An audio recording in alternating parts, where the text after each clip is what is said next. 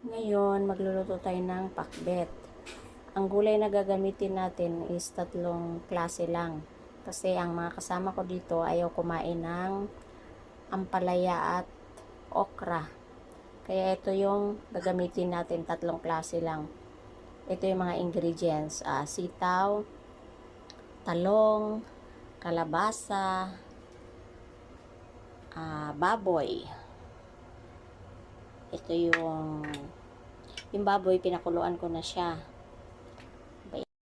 Ngayon, igisa na natin yung pakbet. Maglagay tayo ng mantika, siguro mga 2 to 3 tablespoon.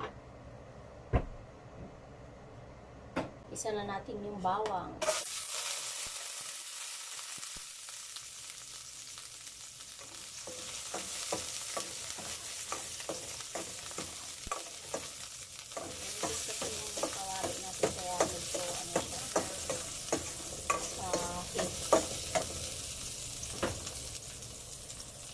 Sibuyas.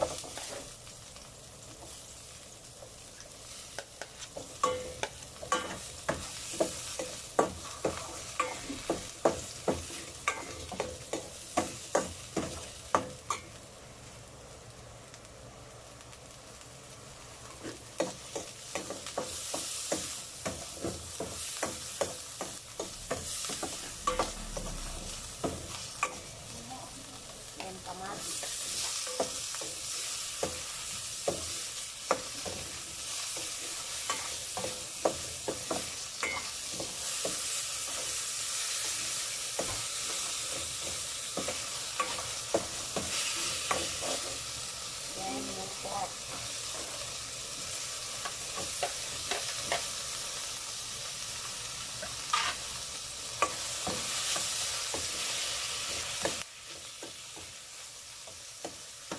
Siya natin ng konti kasi malambot na yung baboy dahil pinakuluan sa kanina.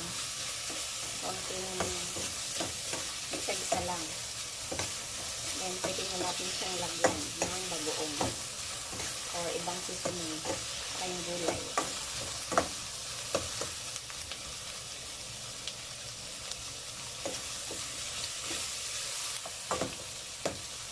Sunugin natin yung kamatis para yung katas niya pumalat at mag-absorb sa baboy.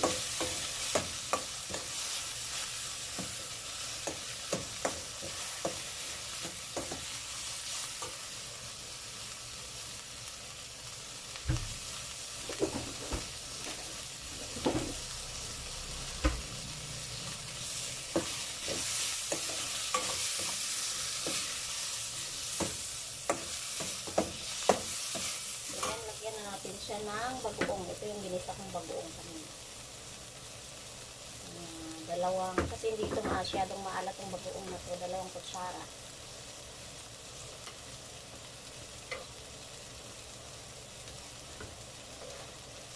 Bagoong lang ang pantimpla natin. Ito pa.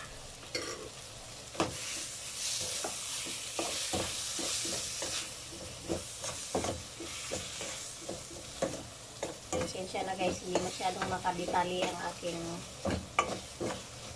pagluluto kasi talagang pambahayang luto lang talaga ito. Wala akong balak sana i-upload. Request lang kasi may daughter ito.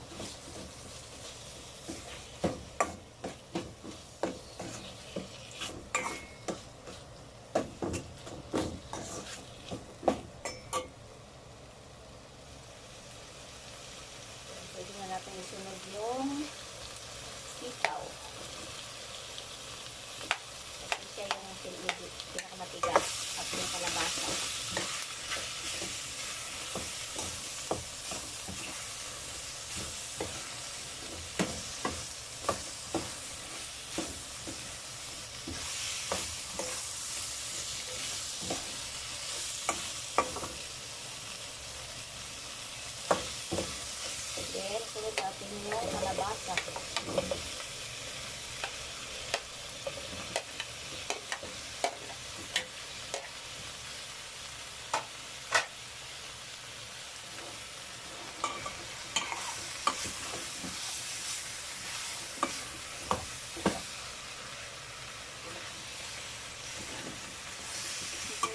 siya guys, lagyan natin ng pork broth. Yung pinagpakuluan natin kanina sa baboy.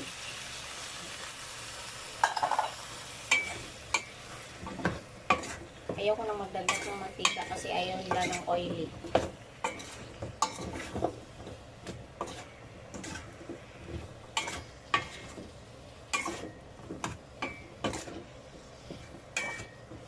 Then, takpan muna natin siya ng mga ilang minuto. Siguro 2 to 3 minutes.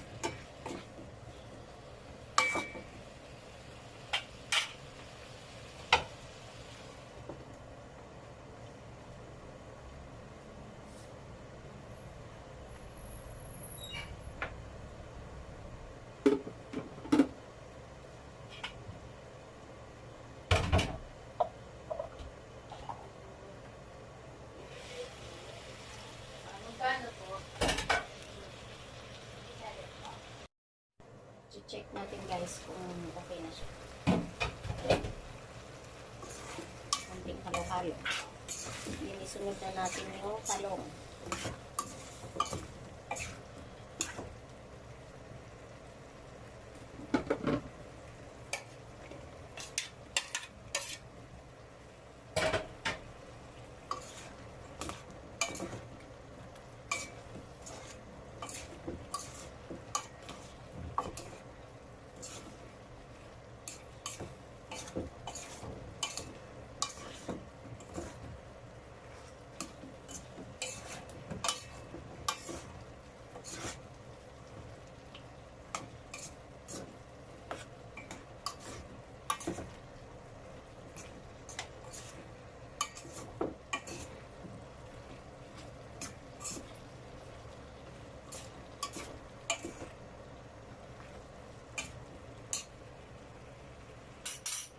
Lagyan na natin siya ng seasoning.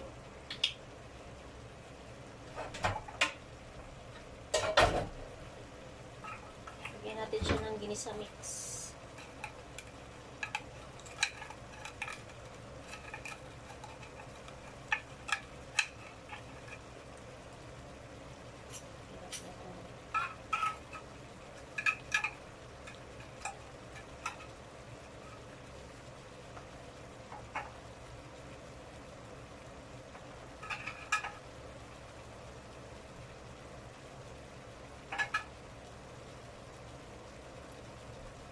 Sa mix. Mga 1/4 teaspoon. 1/4 to 1/2 teaspoon. Then, paminta. 1/2 teaspoon.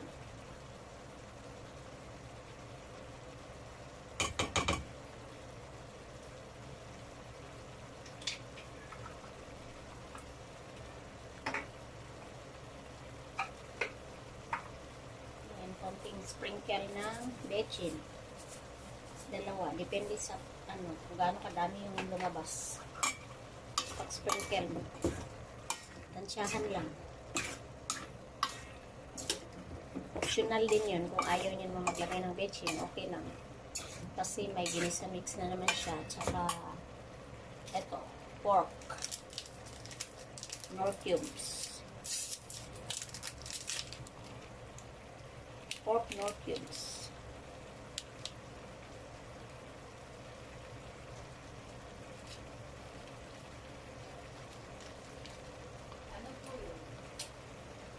Pampadagdag lasa.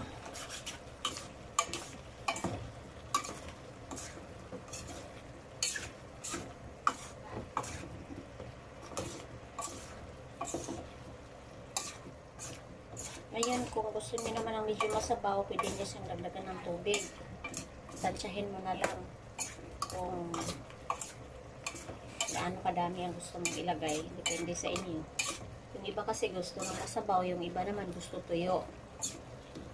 Ako, katamtaman lang ang gusto ko.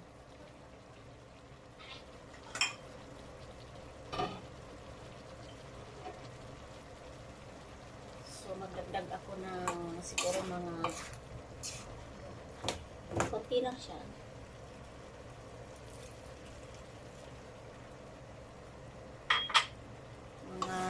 kalahati sa 1/4 cup.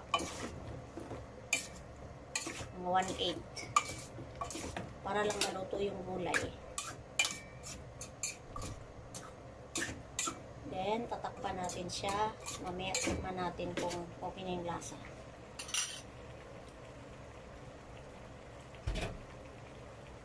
Balikan natin siya mga after 2 to 3 minutes.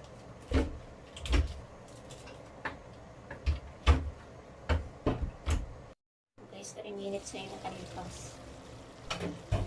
Kalawin natin siya.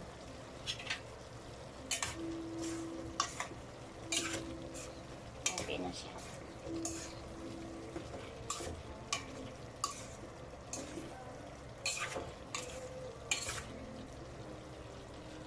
Lagyan na natin yung sili.